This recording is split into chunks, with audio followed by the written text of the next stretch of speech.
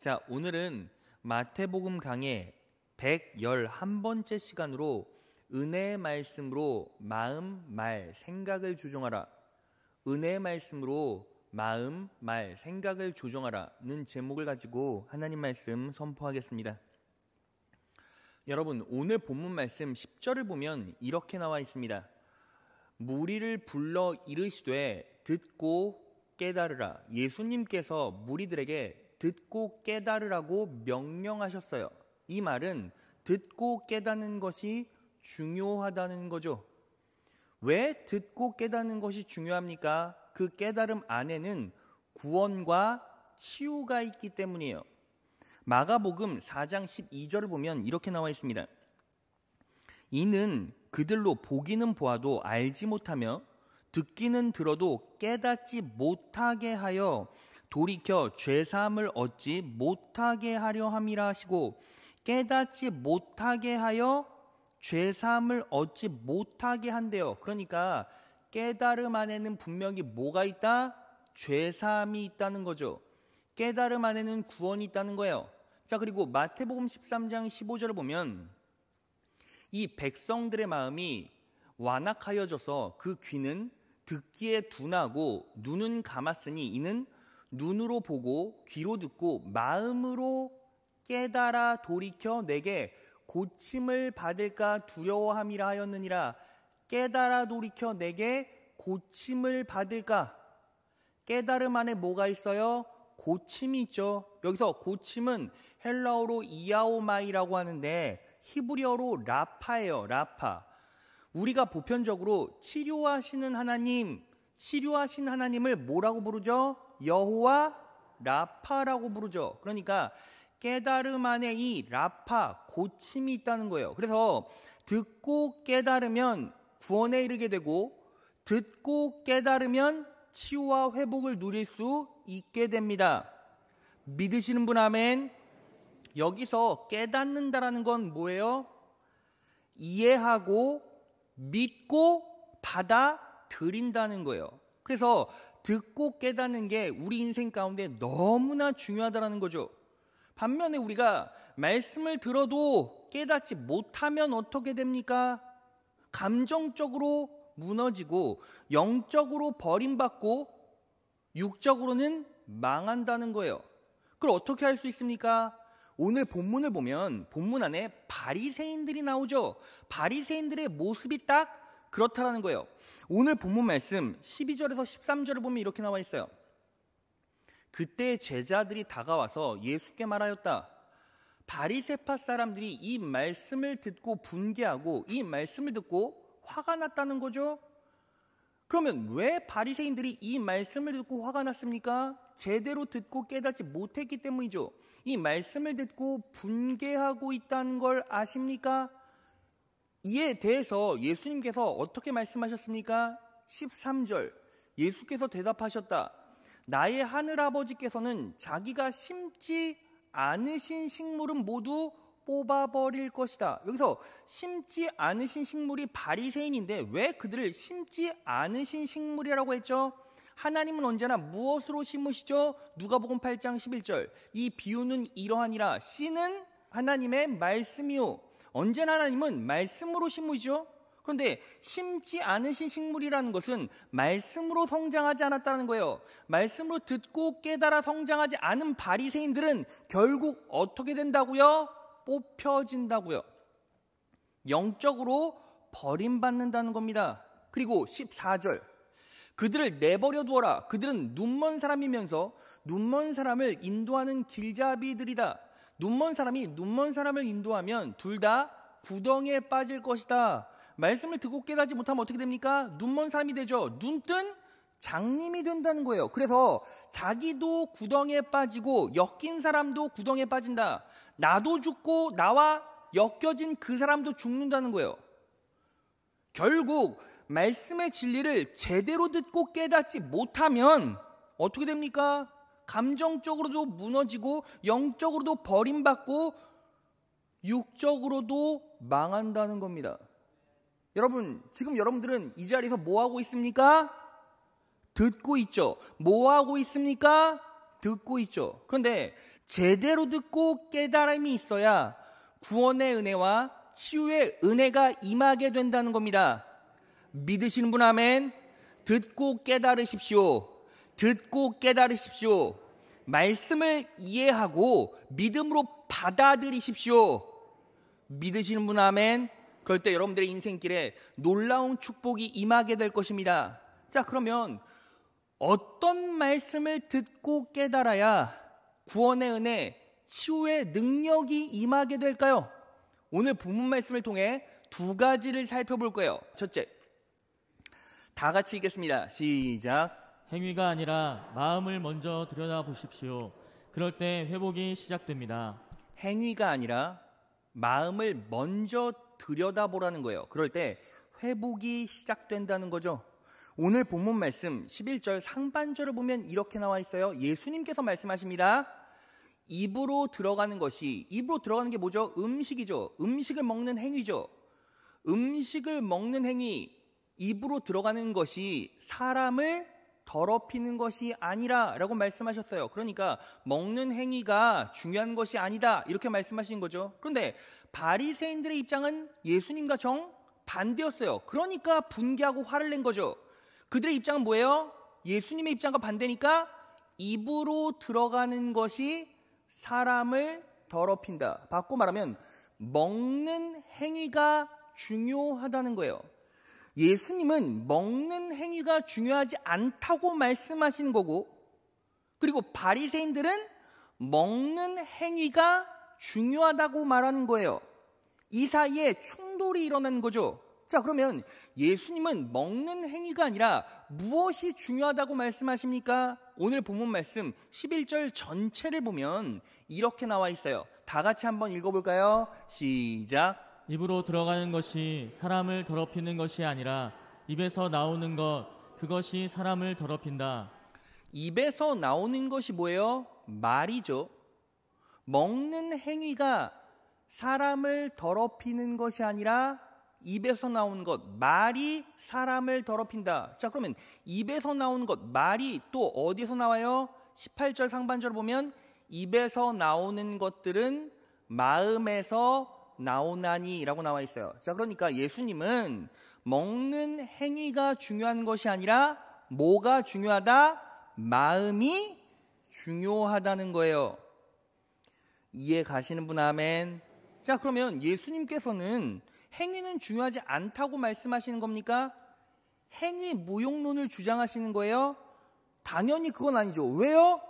마음에서 나오는 내 입술의 말도 결국 뭐예요? 행위잖아요, 행위. 그러니까 예수님은 결론적으로 무엇을 말씀하시는 거예요? 무엇이 우선이다? 행위보다 마음이 우선이다. 그러니까 겉모양을 보지 말고 행동을 보지 말고 그 안에 녹아져 있는 마음을 먼저 봐라.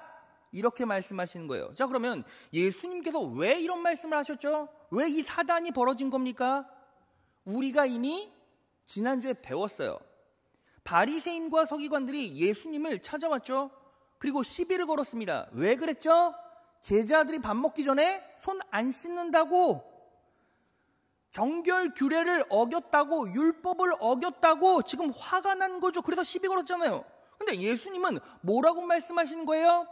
율법의 행위가 중요한 것이 아니라 그 안에 녹아져 있는 의도, 의지, 하나님의 마음, 그 은혜가 중요하다. 이렇게 말씀하시는 거예요.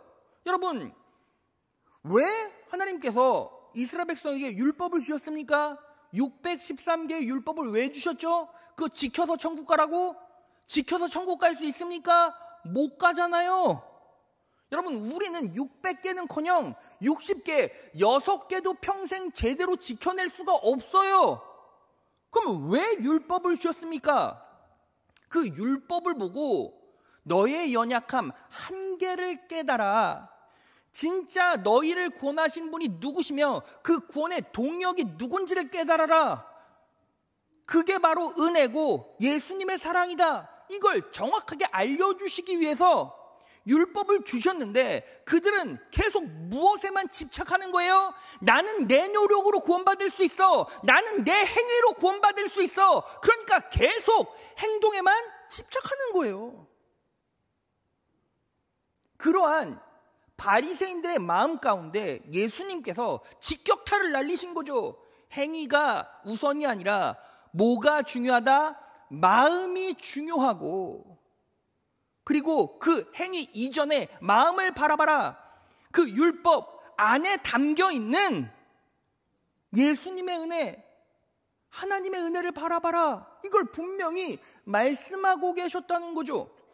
여러분, 그래서 우리는 항상 말씀을 묵상하고 말씀을 읽을 때도 어떤 시선으로 말씀을 바라봐야 합니까? 율법의 시선이 아니라 은혜의 시선으로 바라봐야 돼요. 그렇지 않으면 어떻게 됩니까? 여러분, 성경 말씀을 계속 묵상하다가 율법의 시선으로 바라보는 사람의 특징이 뭐예요? 내가 이 말씀을 듣고 어떻게 행동해야지, 어떻게 살아야지, 이것에만 온 정신이 다 집중이 되어 있는 거예요. 자, 그럼 그렇게 말씀을 바라보면 결국 어떻게 됩니까? 하기는 해야 되겠는데 못하는 거죠. 하기는 해야 되는데 못하는 거죠. 그러니까 자꾸 뭐가 일어나요? 신앙의 자괴감만 일어나요. 왜요? 성경에서 바라는 대로 다 살 수가 없으니까. 그러니까 내 안에는 자꾸 뭐만 쌓여갑니까? 죄책감만 쌓여가요. 나는 천국 가야 되는데 내 행실이, 내 모습이 성경에 비춰보니까 나는 이렇게 살 수가 없는걸? 그러니까 자꾸 신앙의 괴리감만 느껴지고 자괴감만 느껴지다가 아픈 거예요. 그러면 우리는 어떻게 바라봐야 합니까? 은혜의 시선으로 바라봐야죠. 이 율법이 왜 나에게 주어졌고 이 말씀 가운데는 어떤 예수님의 은혜가 녹아져 있는가, 어떤 하나님의 사랑이 녹아져 있는가를 분명히 알고 그것으로 바라볼 때 우리는 율법을 바라봐도 하나님의 사랑을 느낄 수 있고 은혜의 말씀을 읽어도 더 큰 사랑을 느낄 수 있다는 겁니다. 믿으시는 분 아멘? 그래서 우리는 언제나 말씀을 볼 때 율법의 시선이 아니라 은혜의 시선으로 바라봐야 합니다. 믿으시는 분 아멘? 여러분, 제가요 청년 사역할 때 한 자매가 이단에 빠졌어요. 장로님 딸이었어요. 근데 어떤 일이 벌어졌냐면 그 자매가 이단 종파에 한번 걸려서 넘어가니까 자기의 있는 통장 다 털어서 그 이단 종파에 다 바쳤어요. 그리고 집도 나왔어요. 부모도 버렸어요. 그 장로님이랑 권사님이랑 그 자매를 잡으러 그 이단 종파의 건물에 갔어요. 그 자매는 노동력을 착취당하고 있었고 매일매일 지옥 같은 인생을 살아가고 있었지만 스스로 훌륭하다고 믿고 있었어요. 그 장로님과 권사님이 그 자매에게 가서 빨리 나와라, 빨리 짐 싸니까 그 자매가 심지어는 그 장로님 권사님에게 침을 뱉었어요. 그러면서 나를 지옥에 빠지게 하는 자요 하면서 저주를 퍼부었어요. 장로님은 묵묵하게 고개를 숙이고 있었고 권사님은 그 바닥에 널브러져 앉아서 막 울었어요. 땅을 치면서. 근데 그 자매가 결국에는 구원받았어요. 예수님의 놀라운 은혜로 그 십자가의 도를 온전히 이해하고 받아들이고 나서 새롭게 변화되었어요. 그 자매를 만났습니다. 그래서 물었어요. 어떻게 이단에 빠지게 되었냐고. 근데 놀라운 사실이 뭔지 아십니까? 그 자매가 이런 말을 해요. 목사님, 그 이단 종파를 갔는데 거기에서는 다른 거 안 가르칩니다. 성경만 가르쳐요. 다른 얘기 단 한마디도 안 합니다. 성경만 가르쳐요. 근데 놀라운 사실, 그 이단 종파에서는 계속 무엇을 가르치는 거예요? 율법의 시선으로 성경을 바라보라고 선동했던 거예요. 그 자매가 저에게 이 말씀을 펴서 설명했습니다. 말씀 찾아볼까요? 마태복음 19장 29절이에요. 다 같이 읽겠습니다. 시작. 또 내 이름을 위하여 집이나 형제나 자매나 부모나 자식이나 전토를 벌인 자마다 여러 배를 받고 또 영생을 상속하리라. 그 자매는 천국에 가고 싶었고 영생을 상속하길 원했어요. 그래서 예수님의 이름을 위하여 집을 버렸어요. 형제, 자매, 부모를 버렸어요. 전토, 자신의 재산을 전부 다 버리는 거예요. 그 이단 종파에서 그렇게 말하더래요. 야, 천국 가려면 집도 버리고 부모도 버리고 재산도 다 버려라. 성경에 이렇게 나와 있으니까 성경 말씀에 순종하여 그렇게 살았대요. 여러분, 그러면 우리는 이 말씀을 어떻게 이해해야 하죠? 여러분, 우리가 성경 말씀대로 영생을 상속하기 위해서 집 팔고 부모 배신하고 형제 배신하고 재산 다 팔아야 됩니까? 여러분, 이 말씀은 그런 말씀이 아니에요. 실상 우리는 이렇게 살 수가 있어요, 없어요? 살라고 해도 못 살아요. 이 말씀은요, 십자가의 은혜에 직면해라. 그리고 그 은혜에 온전히 더 의지하고 반응하라 라는 의미예요. 왜 그런지 제가 설명해 볼게요. 29절을 다시 볼까요? 또 내 이름을 위하여. 우리는 예수님의 이름을 위하여 살지만 예수님은 누구를 위하여 이 땅에 오셨죠? 저와 여러분의 이름을 위하여, 요셉이를 위하여, 채령이를 위하여 이 땅에 오시는 거죠. 그런데 예수님께서 무엇을 버리셨습니까? 집을 버리셨죠. 천국을 버리셨어요. 형제나 자매나 부모나 자식이나 다 버리셨죠. 십자가에 못 박혀 돌아가실 때 예수님께서 뭐라고 말씀하셨습니까? 엘리엘리 라마 사박다니. 아버지 어찌하여 나를 버리셨나이까. 관계가 끊어졌어요. 전토, 자신의 모든 가지고 있는 영광과 권세를 전부 다 내려놓으시고 이 땅에 오셨죠. 십자가에 못 박혀 돌아가셨어요. 누구 때문에? 내 이름 때문에. 그러니까 우리는 그 예수 그리스도의 십자가의 은혜를 온전히 내 것으로 삼아 받아들이는 순간 그것과 방불한 믿음으로 살아갈 수 있다는 거예요. 집보다 내 삶의 최우선순위는 예수가 될 수밖에 없고, 내 가족보다 내 삶의 최우선순위는 예수가 될 수밖에 없는 거예요. 내 물질보다, 내 욕망보다 무엇이 예수님의 은혜가 훨씬 더 중요하다는 거죠. 그렇게 살았을 때 우리는 어떻게 살 수 있습니까? 영생을 상속할 수 있다는 겁니다. 예수님께서 여러분들에게 집 팔고 부모를 버려라 라고 말씀하시는 것이 아니라 네 앞에 있는 십자가의 은혜가 무엇인지 그 은혜에 정확하게 직면해라. 너희는 그렇게 살지 못하지만, 인간은 그럴 수 없지만 나는 너희를 위해 그렇게 살았고 지금 이 자리에 있다. 그 십자가의 은혜를 온전히 받아들여라. 이게 뭐예요? 율법의 시선이 아니라 은혜의 시선이죠. 여러분, 그 자매가 은혜의 시선으로 온전히 예수님을 바라볼 수 있었을 때 비로소 자유를 느끼게 됐어요. 평안을 소유할 수 있게 되었어요. 자, 그러면 이 말씀을 우리 삶에 그대로 잘 적용해 볼까요?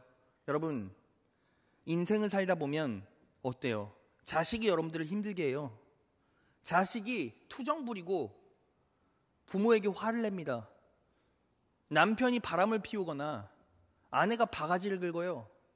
남편이 폭력을 가합니다. 그러면 우리는 그 행위를 바라봐야 합니까?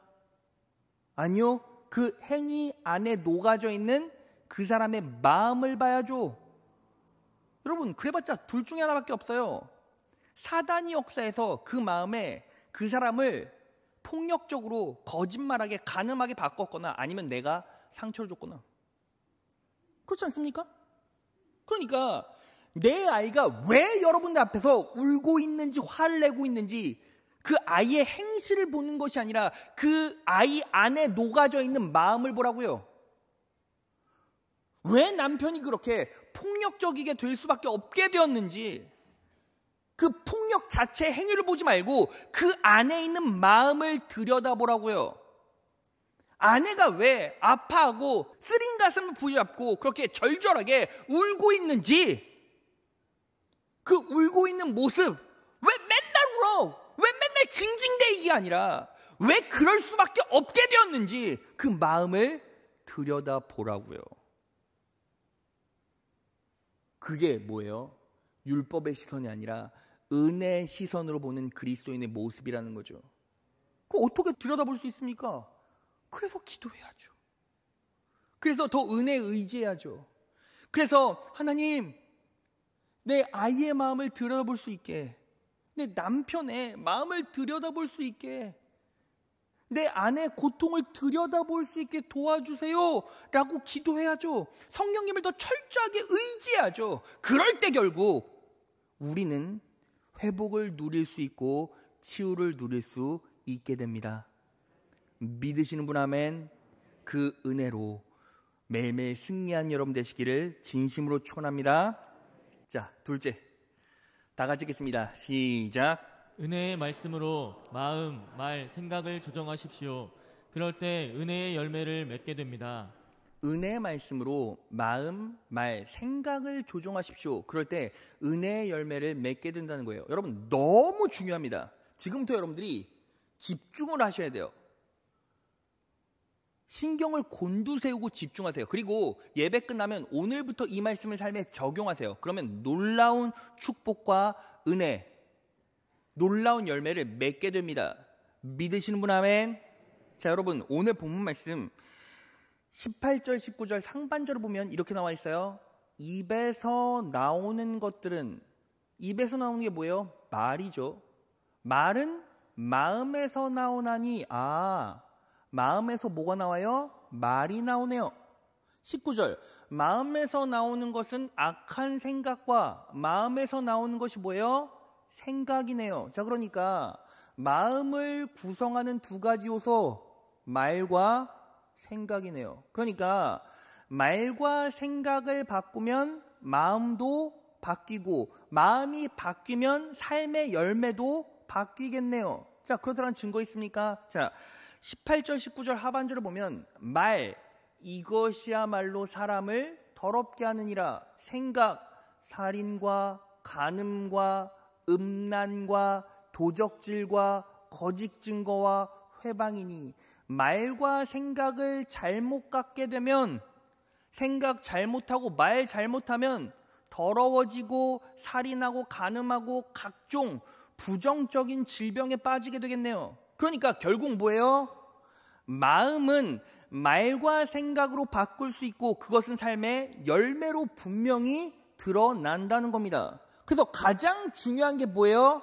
어떤 생각을 가지고 무엇을 말하느냐, 어떤 생각을 가지고 무엇을 말하느냐, 이게 너무너무 중요하다는 거예요. 자, 그러면 우리는 어떤 생각을 가지고 어떤 말을 해야 합니까? 제가 간단하게 이 말의 원리, 초월적인 능력을 불러일으키는 말의 세 가지 원리를 소개해 드릴 거예요. 여러분들이 정확하게 기억하시고 따라오세요. 첫째, 다 같이 읽겠습니다. 시작. 왕의 말을 선포하라. 왕의 말을 선포하라는 거예요.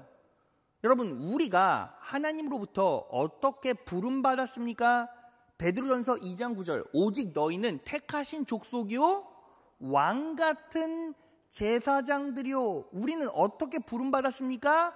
왕같이 부름받았네요. 왕같이 부름받았습니다. 믿으십니까? 자, 그럼 왕은요, 자신의 권세, 자신의 무기를 어떻게 사용합니까? 전도서 8장 4절, 왕의 말은 권능이 있나니. 왕에게는요, 무기가 뭐예요? 말이에요, 말. 근데 여러분, 중요한 게 있어요. 이 말은요, 칼과 같아서 세상을 향해 겨누면 세상을 이길 수 있는 무기가 되지만, 자신에게 겨누면 어떻게 됩니까? 나를 죽이는 치명적인 도구가 될 수 있어요. 그래서 잠언 18장 21절에 뭐라고 나와 있어요?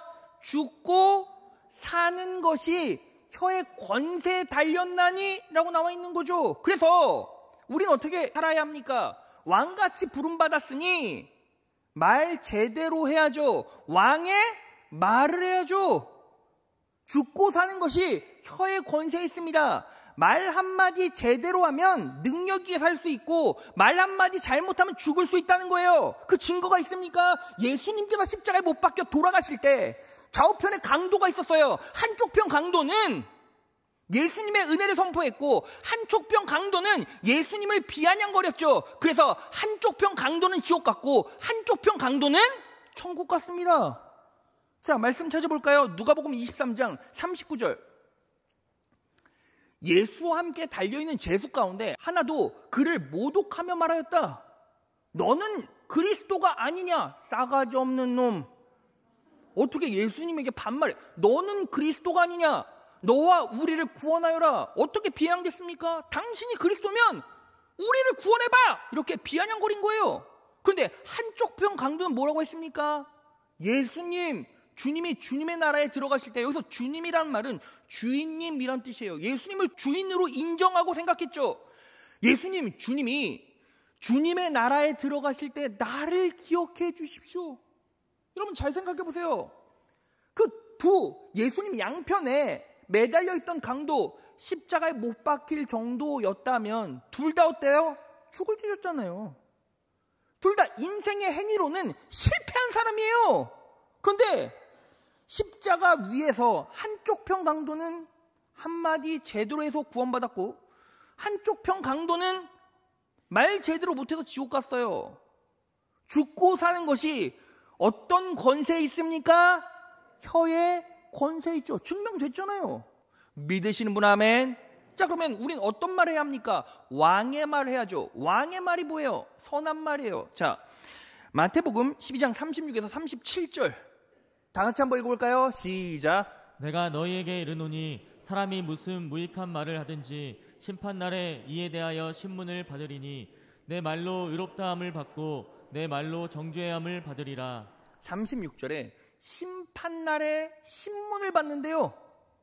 37절에 내 말로 의롭다함을 받고 내 말로 정죄함을 받으리라 라고 나와 있어요. 그럼 우린 어떤 말 해야 합니까? 의로운 말 하면 되겠네요.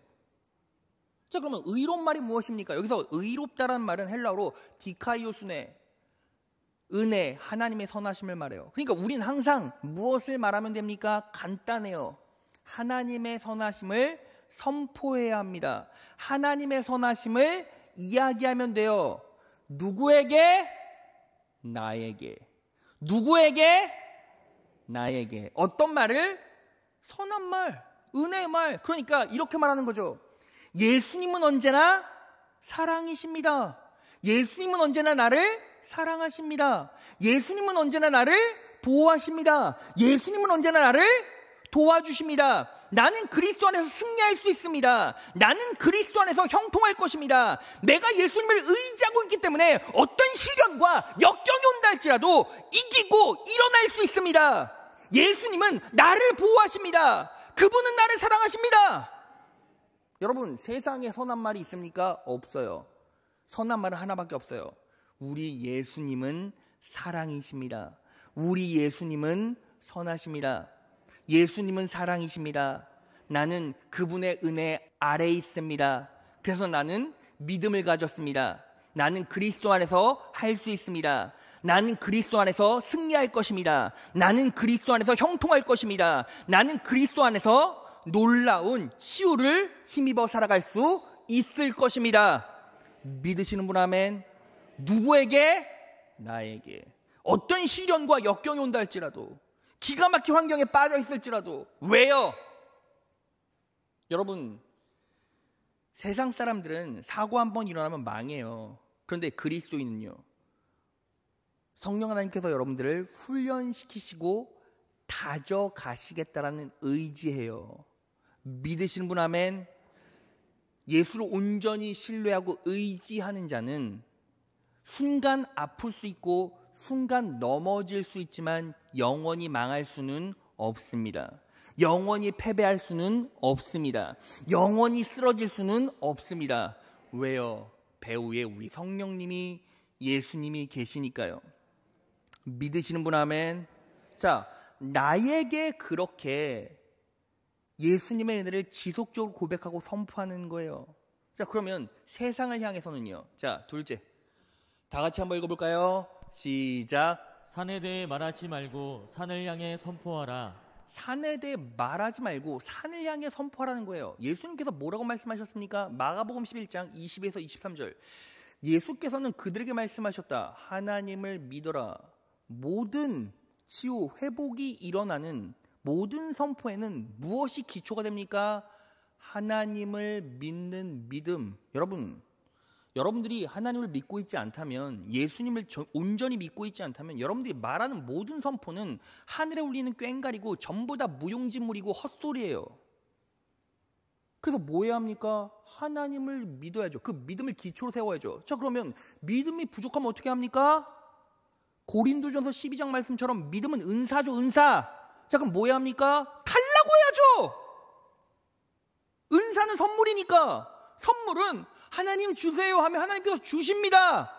믿으시는 분 아멘? 그러니까 우리는 뭐 해야 돼요? 성령 하나님, 제가 믿음이 부족합니다. 세상을 이겨먹을 만한 믿음이 부족합니다. 믿음 주옵소서 하고 그분을 철저히 의지하면서 기도해야죠. 그리고 은혜의 말씀을 내 영혼 가운데 계속 들여와야죠. 그럴 때 어떻게 됩니까? 우리는 자연스럽게 그분을 의지하게 되고 믿을 수 있게 됩니다. 믿으시는 분 아멘? 그 믿음을 기초 위에 세워놓고 어떻게 해야 합니까? 자, 23절. 내가 진정으로 너희에게 말한다. 누구든지 이 산더러 번쩍 들려서 바다에 빠지라고. 지금요, 산에 대해서 말하고 있어요? 산을 향해서 말하고 있어요? 산을 향해서 말하고 있죠. 이 산더러 번쩍 들려서 바다에 빠지라고 말하고 마음에 의심하지 않고 말한 대로 될 것을 믿으면 그대로 이루어질 것이다. 자, 믿음을 기초에 세워놓고 뭐 하는 거예요? 산을 향해 말하는 거예요. 여러분, 여러분들 인생 가운데 장애가 있습니까? 치명적인 질병이 있습니까? 예수의 이름으로 명하노니 이 치명적인 질병은 깨끗하게 치유될지어다. 깨끗하게 치유될지어다. 깨끗하게 치유될지어다. 그럼 뭐 하는 거예요? 산을 향해 선포하는 거예요. 근데 이 시대를 살아가는 많은 그리스도인들, 그리고 세상 사람들은 어때요? 산을 향해 말합니까? 아니요, 산에 대해서 말하죠. 항상 여러분들이 친구들 만나서 커피 한 잔 시켜놓고 무슨 얘기합니까? 세상의 염려, 스트레스에 대하여 말하죠. 아유, 자식 새끼라고 하나 있는 게 말도 되게 안 듣고 하라는 공부도 안 하고 되는 게 없어. 남편은 말해 뭐해. 똑같은 놈들이야. 근데 그 남편은요, 회사에서 자식 새끼라고 하나 있는 게 공부는 안 하고 아내는 말해 뭐해. 똑같은 놈들이야. 그리고 육신의 치명적인 질병이 왔을 때 어때요? 그 질병을 향해 치유로 선포하지 않죠. 나 암 걸렸어. 이제 얼마 안 남았대. 난 이제 죽어. 예수는 믿냐? 나 예수? 한 10수년 다녔는데 믿는지 안 믿는지 잘 모르겠어. 아니, 금요생수회관 어쩌다 갔는데 그냥 예수의 이름으로 어쩌고 저쩌고 하던데 뭔 소리인지도 몰라. 나 죽겠어. 나 무서워. 불안해. 나 이제 죽어. 죽을지도 몰라. 나 이제 관에 묻혀. 지금 보험도 못 든대. 내 자식 새끼는 어떡해? 내 아내는 어떡해? 야, 너 어제 아내한테 욕했잖아. 아니, 욕한 건 욕한 거고 나 죽으면 어떡해? 계속 뭐에 대해서 말해요? 내 염려, 내 스트레스, 내 앞에 있는 장애, 산에 대해서 말하죠. 근데 산에 대해서 말하는 거 멈추라는 거예요. 왜요? 그것에 대해서 말하면 여러분들은 어디에 묶여 살아요? 염려에 묶여 살고 스트레스에 묶여 살고 치명적인 질병에 묶여 살죠. 그 안에 묶여 사니까 그 안에서 살다 죽는 거예요. 그러니까 뭐 하는 겁니까? 삶에 어떤 장애가 온다 할지라도 그 장애에 대하여 말하지 않고 그 장애를 향해 말하세요. 예수의 이름으로 선포하세요. 그리고 언제나 나에게 선하시고 나를 통해 역사하시며 내 환경을 선하게 조성하시는 그 예수님의 사랑을 의지하세요. 하나님을 사랑하는 자 곧 그 뜻대로 부르심을 입은 자들은 모든 것들이 합력하여 선을 이루느니라. 선은 누가 이루어요? 하나님께서. 그럼 우리는 뭐만 하면 돼요? 하나님을 사랑하는 자, 하나님을 온전히 사랑하기만 하면 나머지는 누가 책임져 주세요? 하나님께서 선하게 이끌어 가신다고요. 내 치명적인 질병까지, 나의 약점까지, 나의 눈물까지, 나의 회한까지 하나님께서는 선함의 재료로 사용하셔서 끝끝내 승리케 만들어 주신다는 겁니다. 믿으시는 분 아멘? 이 사실을 온전히 믿으면 삶에 어떤 장애가 온다 할지라도 이기고 극복하고 초월할 수가 있어요. 그리고 말씀을 선포한 다음에 뭐 해야 합니까? 마지막 셋째요. 다 같이 한번 읽어볼까요? 시작. 지속적으로 선포하라. 지속적으로 선포하라는 거예요. 로마서 8장 21절에서 22절 보면 이렇게 나와 있어요. 그 바라는 것은 희망사항이에요. 희망사항은 피조물도 썩어짐의 종노릇한 데서 해방되어, 자, 피조물들이 바라는 게 뭐예요? 썩어짐의 종노릇한 데서 해방되는 거예요.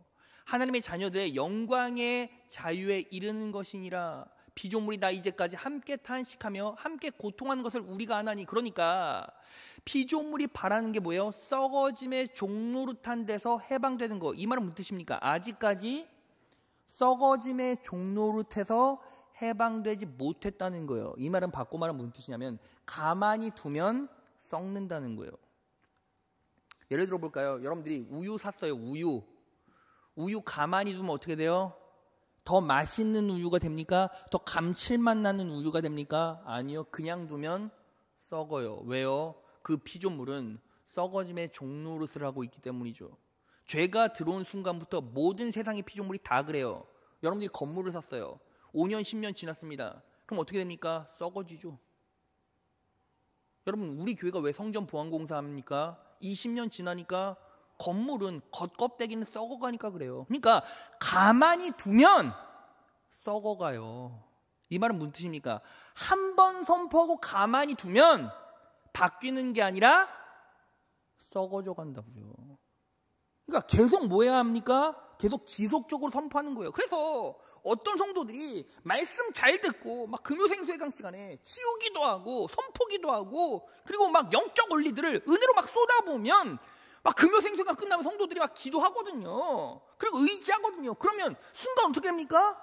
믿음이 커져요. 되는 것 같아요. 능력이 많은 것 같아. 근데 문제가 뭐예요? 며칠 지나면 끝나요. 왠지 아십니까? 믿음이 쭈그러들거든요. 세상은 썩어가거든요. 나도 내 말로 입술로 무장되지 않으면 어때요? 내 믿음도 썩어간다니까요. 그러니까 어떻게 합니까? 지속적으로 선포해야죠. 지속적으로 선포해야죠. 매 순간 어떤 상황에서도 예수님의 은혜를 선포해야죠. 왕의 말을 해야죠. 그리고 장에 대해 산에 대해 말하는 것이 아니라 산을 향해 말해야죠. 지속적으로 선포하신 겁니다. 그럴 때 성령 하나님께서 기름 부으셔서 여러분들의 믿음 보시고 역사하세요. 언제나 예수님께서 치유와 회복을 주실 때는 뭘 봐요? 성경 쭉 읽어보면 어떤 장애와 시련이 있다 할지라도 무엇을 점검하십니까? 항상 믿음을 점검하시죠. 믿음을 점검하십니다. 믿음을 점검하세요. 그러니까 뭐 하는 겁니까? 우리는 그 은혜를 입술로 계속 고백하는 거죠. 그럴 때 성령 하나님께서 역사하셔서 치유와 회복을 일으키시고 능력의 길로 나아가게 하신다는 겁니다. 자, 말씀 정리해 보겠습니다. 여러분, 우리는 언제나 예수님 앞에서 무엇을 바라봐야 합니까? 율법을 바라보지 말고 그 안에 녹아져 있는 은혜를 바라봐야죠. 행위에 집착하지 말고 그 안에 녹아져 있는 마음을 바라보세요. 여러분, 예수님께서 하십니다. 예수님께서 역사에 가시고 예수님께서 여러분들을 붙잡아 주세요. 예수님께서 여러분들을 붙잡고 계시다는 표지가 뭐예요? 여러분들이 지금 이 자리에서 눈을 빠릿빠릿하게 뜨고 말씀을 쳐다보고 있잖아요. 청종하고 있잖아요. 듣고 깨달음에서 능력과 치유와 회복이 일어나기 시작합니다.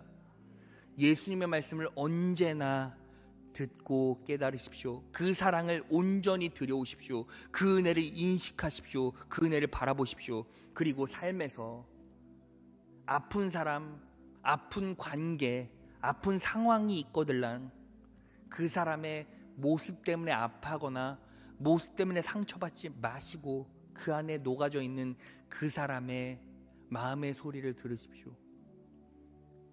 자녀가 불만일 때, 남편이 욕을 할 때, 아내가 화를 낼 때 그 모습을 보고 상처를 받거나 악을 악으로 반응하지 마시고 그 안에 녹아져 있는 그 사람의 상처, 그리고 그 환경에서 역사하고 있는 사단의 역사를 바라보시고 그 사람을 바라보고 사랑으로 은혜로 기도해 주십시오. 그리고 마음을 헤아릴 수 있게 해달라고 그분을 의지하며 기도하십시오. 그럴 때 놀라운 축복과 은혜가 여러분들의 인생 가운데 임할 것이며 회복과 치유를 만들어낼 것입니다. 그리고 우린 뭐 해야 합니까? 마음의 두 가지 요소, 말과 생각. 말과 생각을 지금 이 시간 이 순간 바꿔야 한다. 어떻게 해야 합니까? 왕의 말을 하십시오. 언제나 예수님의 선하심을 나에게 선포하십시오. 예수님의 선하심을 나에게 선포하십시오. 그리고 세상을 향해서는 산에 대해서 말하지 마시고 산을 향해 선포하십시오. 예수의 이름으로 선포하십시오. 믿음으로 선포하십시오. 그리고 지속적으로 선포하십시오. 그럴 때 놀라운 축복과 은혜가 여러분들의 인생 가운데 분명히 임하게 될 것입니다. 예수님의 은혜로 승리의 길 걸어가시는 귀한 자녀 되시기를 진심으로 축원합니다.